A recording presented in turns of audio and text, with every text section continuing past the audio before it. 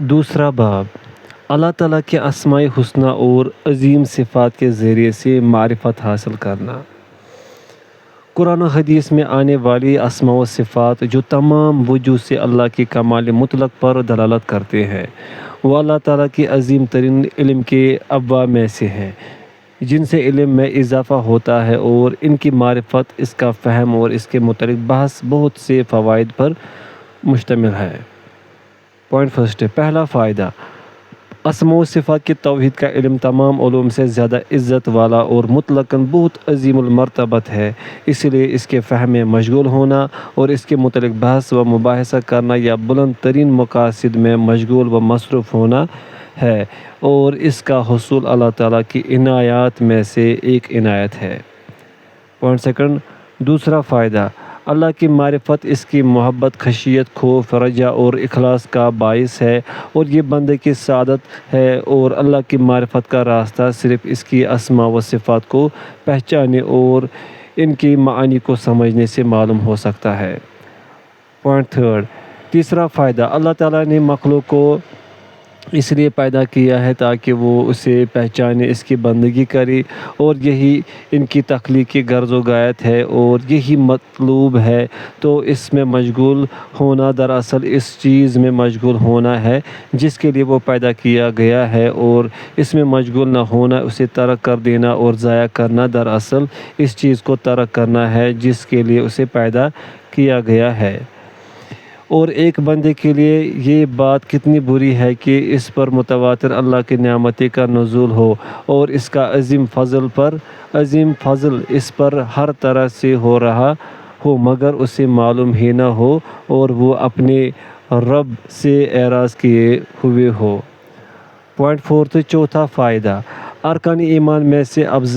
اصل اور افضل چیز یہ ہے کہ اللہ پر ایمان لائے، اور ایمان یہ نہیں ہے کہ صرف زبان سے کہہ دے کہ میں ایمان لے آیا ہوں اور حالت یہ ہو کہ اپنے رب کی معرفت نہ رکھتا ہو، بلکہ حقیقت میں ایمان یہ ہے کہ جس ذات پر وہ ایمان رکھتا ہو اس کی اسے معرفت بھی حاصل ہو، اور وہ اس کے اسماء و صفات کی معرفت میں اپنی کوشش صرف کرے حتیٰ کہ اسے یقین حاصل ہو جائے۔ اور رب کی معرفت یہ ہے کہ اس پر ایمان ہو، پھر رب کی جتنی معرفت ہوگی اتنا ہی اس کا ایمان زیادہ ہوگا، اور جتنی اس کی معرفت کم ہوگی اتنا ہی اس کا ایمان کم ہوگا، اور قریب ترین راستہ جو اسے اس پر پہنچائے وہ اسماء و صفات میں غور و تدبر ہے۔ پوائنٹ ففتھ، پانچواں فائدہ، اللہ تعالیٰ کا علم تمام چیزوں میں سے اصل ہے، حتیٰ کہ اللہ تعالیٰ کو جاننے والا، اس کی حقیقی معرفت والا، اپنی معرفت پر اللہ کے اسماء و صفات اور افعال سے اس چیز پر دلیل حاصل کرتا ہے جو کچھ وہ کرتا ہے یا جن احکام پر چلتا ہے، وہ اس کے عدل، فضل اور حکمت کے دائرہ کار کے درمیان ہے، کیونکہ وہ وہی کام کرتا ہے جو چاہتا ہے، تو اس کی خبریں سب حق اور سچ ہے، اور اس کے اوامر و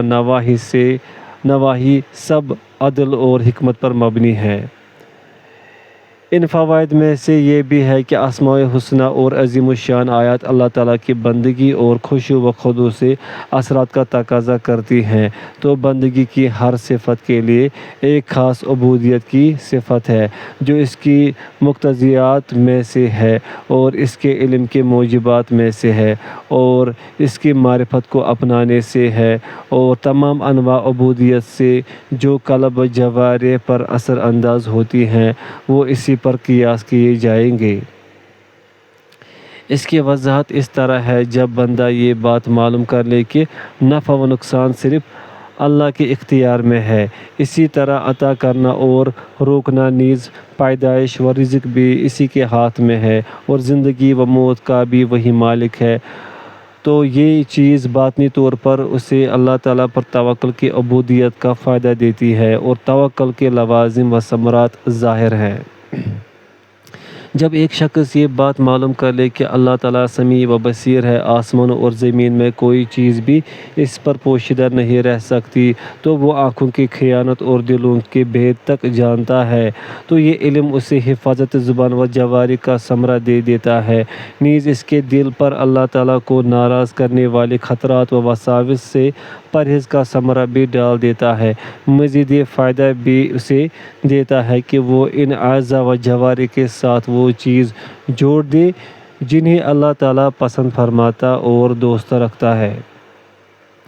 جب یہ بات جان لے کہ اللہ تعالیٰ سمیع و بصیر ہونے کے ساتھ ساتھ غنی و کریم اور اچھا کریم والا، رحم والا اور وسیع احسانات والا ہے، تو یہ چیز اسے امید کی قوت عطا کرتی ہے، جو معرفت اور علم کے مطابق ظاہر و باطنی انواع عبودیت کا ثمرہ دیتی ہے۔ جب انسان اللہ تعالیٰ کے کمال و جمال کو جانتا ہے تو وہ علم اس کے دل میں اللہ تعالیٰ کی ملاقات کا عظیم شوق پیدا کرتا ہے، جو مختلف انواع عبادت کا فائدہ اسے دیتا ہے۔ اس سے معلوم ہوا کہ تمام عبودیت اسماء و صفات کے مقتضیات کی طرف لوٹ آئی ہے۔ جب کوئی شخص اپنے رب کو حقیقی مطلوب و معرفت سے پہچان لیتا ہے،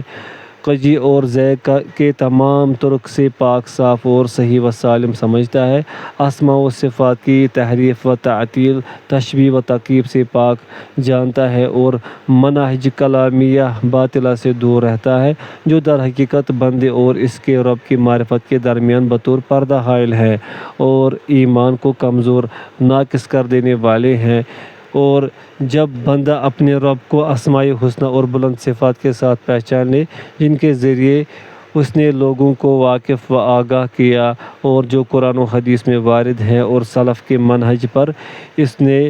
ان کو سمجھا ہے، تو ایسا شخص ایمان میں زیادتی کے اسباب سے نوازا گیا۔ صحیحین میں سیدنا ابو ہریرہ رضی اللہ عنہ سے حدیث مروی ہے، انہوں نے کہا کہ رسول اللہ صلی اللہ علیہ وسلم نے فرمایا، اللہ تعالیٰ کے 99 نام ہے، یعنی 100 جو انہیں شمار یعنی حفظ کرے گا وہ جنت میں داخل ہوگا۔ شمار کرنے سے یہ مراد نہیں کہ ان کو شمار کر لے، کیونکہ یہ کام تو فاجر فاسق لوگ بھی کر لیتے ہیں، بلکہ اس سے مراد عمل کرنا ہے۔ لہذا اسماء و صفات کا سمجھنا ضروری ہے اور جن معانی پر وہ دلالت کرتے ہیں انہیں جاننا ضروری ہے تاکہ ان سے بھرپور استفادہ کر سکے۔ امام ابو عمر طلمنکی رحمۃ اللہ کہتے ہیں، اسماء و صفات کی پوری معرفت جس سے دعا کرنے والا اور حفظ کرنے والا شخص نبی صلی اللہ علیہ وسلم کے فرمان کا مستحق بن جاتا ہے اور جنت میں داخل ہو جاتا ہے، وہ اسماء و صفات اور ان پر مشتمل حقائق و فوائد کی معرفت ہے، اور جو شخص اسماء و صفات کے معانی کا عالم نہ ہو وہ اسماء و صفات کا نہ عالم ہوگا اور نہ اس معنی کی دلالت سے استفادہ کرنے والا ہوگا۔ امام ابن قیم رحمہ اللہ نے اسماء حسنی شمار کرنے کے 3 مراتب ذکر کیے۔ پوائنٹ فرسٹ، ان کے الفاظ اور تعداد کو یاد کرنا۔ پوائنٹ سیکنڈ، ان کے معانی اور مفاہیم کو جاننا۔ پوائنٹ تھرڈ، ان کے ساتھ اللہ تعالیٰ کو پکارنا، دعا کرنا، اور یہ دعائے عبادت اور دعائے سوال کو شامل ہے۔ شیخ ابن سعدی رحمہ اللہ کہتے ہیں، گزشتہ حدیث ابو ہریرہ میں احصاھا کے معنی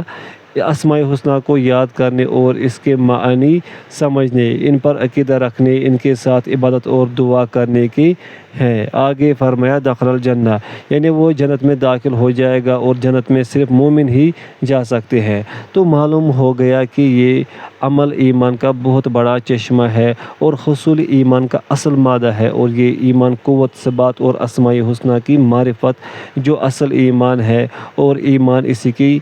طرف لوٹتا ہے۔ تو جس شخص نے اللہ تعالیٰ کو اس طرح پہچانا وہ تمام لوگوں سے زیادہ مضبوط ایمان والا ہوگا اور اللہ کی اطاعت اور عبادت میں قوی ہوگا اور اللہ سے بہت ڈرنے والا ہوگا اور اس کے احکام کا بہت اہتمام کرنے والا ہوگا۔ اللہ تعالیٰ فرماتے ہیں، انما یخشی اللہ من عبادہ العلماء، اللہ تعالیٰ سے اس کے بندوں میں سے صرف علماء ہی بہت ڈرتے ہیں۔ سورہ فاطر۔ امام ابن جریر طبری رحمہ اللہ اس آیت کی تفسیر میں کہتے ہیں اللہ تعالیٰ فرماتے ہیں یخش اللہ یعنی اس کی اطاعت کر کے اس کے عذاب سے بچتے ہیں۔ آگے فرمایا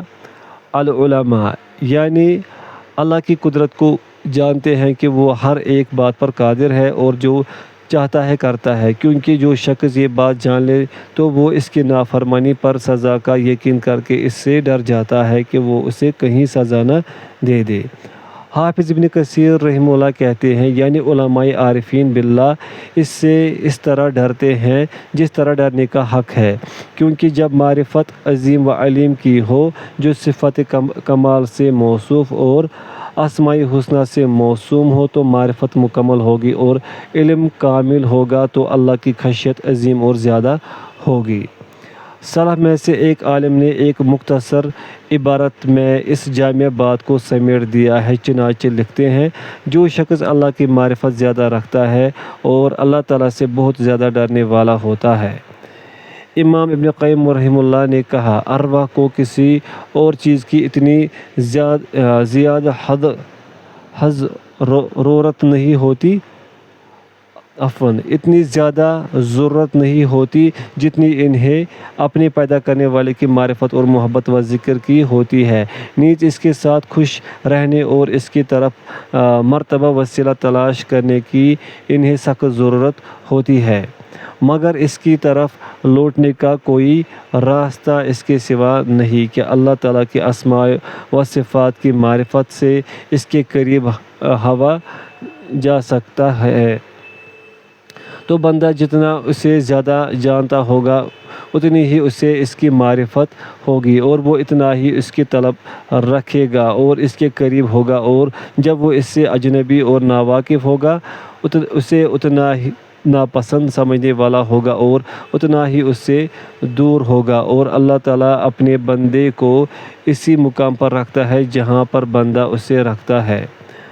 تو اللہ تعالیٰ کی معرفت خوف و ڈر کے پہلو کو مضبوط بناتی ہے اور امید کو دل میں بڑی قوی بناتی ہے اور بندے کے ایمان میں زیادتی کرتی ہے اور طرح طرح کی عبادات کا فائدہ دیتی ہے۔ تو اس معرفت کے حصول کی طرف اور کوئی راستہ نہیں ہے، صرف کتاب اللہ میں تدبر اور غور و فکر ہی اس کی ایک راہ ہے، اور وہ ہدایات جو اللہ سبحانہ و تعالیٰ نے اپنے بندوں کو اپنے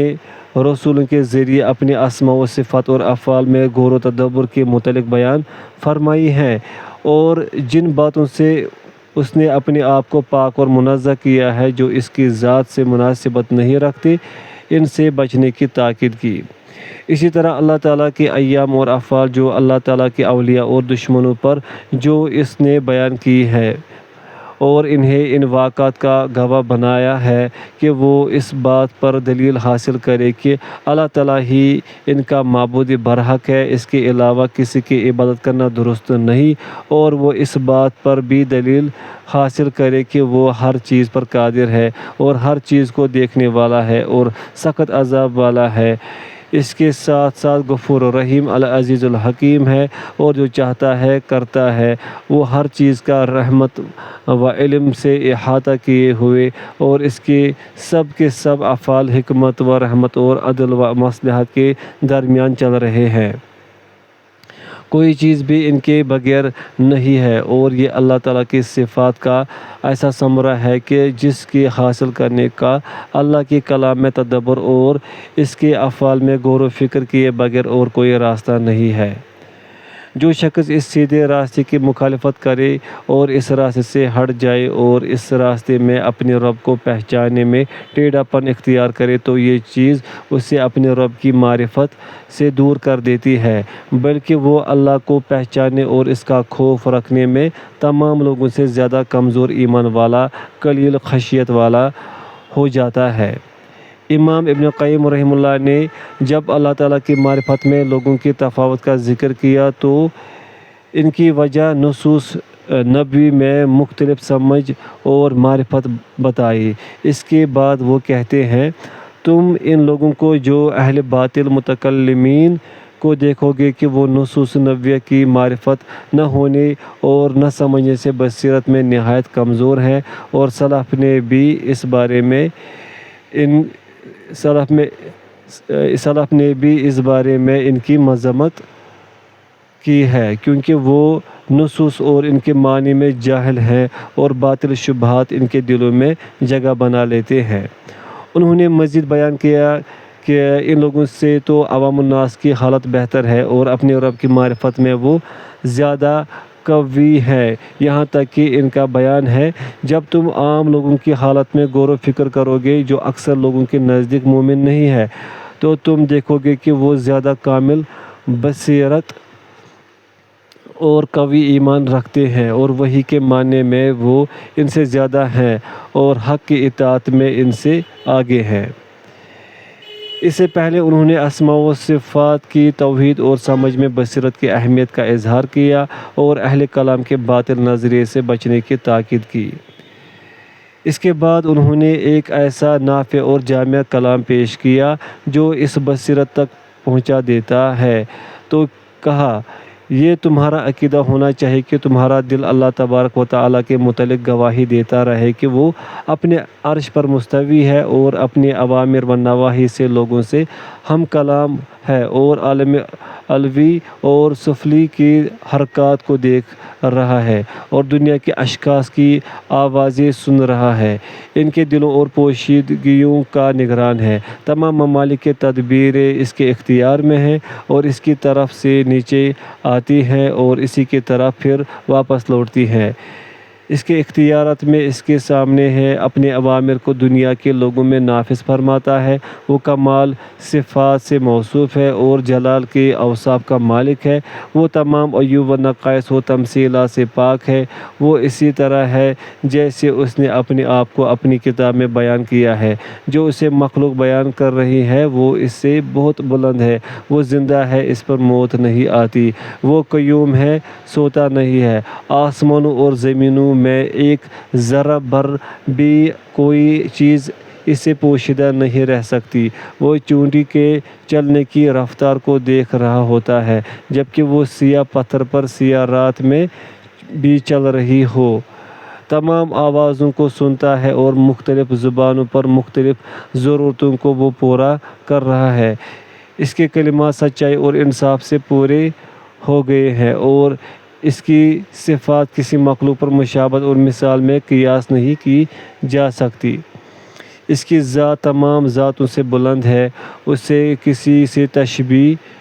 نہیں دی جا سکتی، تمام مخلوق سے اس کے افعال وسیع ہیں اور انصاف و حکمت اور رحمت و احسان پر مبنی ہے، تخلیق اور حکم اسی کا ہے، نعمت و فضل، ملک و حمد، ثنا و مجد اسی کے قبضے میں ہے، وہ ایسا اول ہے کہ اس سے پہلے کچھ نہیں، وہ اور ایسا آخر ہے کہ اس کے بعد کچھ نہیں،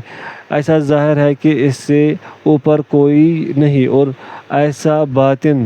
ہے کہ اس کے بغیر کوئی نہیں، اس کے سب نام حمد و ثنا اور تمجید والے ہیں، اسی لیے وہ اچھے ہیں اور اس کی تمام صفات کامل ہے اور اس کی تمام نعمتیں جلیل القدر ہے اور اس کے سب کام پر حکمت و رحمت اور مصلحت و عدل والے ہیں، تمام مخلوقات اس پر دلالت کرتی ہے، ہر چیز اپنے دیکھنے والے کو بصیرت کی آنکھ کی طرف رہنمائی کرتی ہے، آسمان اور زمین اور جو ان میں ہے سب باطل پیدا نہیں کیے گئے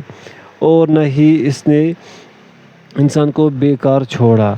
بلکہ مخلوق کو اس نے اپنی توحید و عبادت کے قیام کے لیے پیدا کیا اور ان پر اپنی نعمتیں مکمل کر دی تاکہ وہ ان کا شکریہ ادا کرے اور پھر اللہ تعالیٰ ان کو مزید کرامات عطا فرمائے، اس نے اپنے بندوں کو اپنے مختلف تعارف کرائے اور ان کے لیے اپنی آیات بار بار پیش کی اور مختلف اقسام کے دلائل اور رہنمائیاں بیان کی اور اس نے انہیں محنت کے تمام دروازوں سے اپنی طرف بلایا اور ان کے درمیان زیادہ طاقتور اسباب بڑھائے تو ان پر اپنی نعمتیں مکمل کی اور ان پر اپنی حجت بالغہ قائم کی اور ان پر اپنی عنایت کی بارش کر دی اور اپنے اوپر رحمت کو لازم قرار اور اپنی کتاب میں ہر چیز شامل کر دی، اس کی رحمت نے اس کے غضب کو مغلوب کر دیا، تو جس شخص کی معرفت اس طرح کی ہو اور اس بصیرت میں وہ سمجھ حاصل کرے تو اس کی سمجھ ایمان کے لحاظ سے تمام لوگوں سے زیادہ مضبوط ہوگی اور بزرگی اور تعلیم کے لحاظ سے بہترین ہوگی، طاعت و تقرب کے لحاظ سے بہت زیادہ ہوگی، اور لوگ اس میں فرق والے ہیں، کچھ کم دے رہا ہے اور کچھ زیادہ۔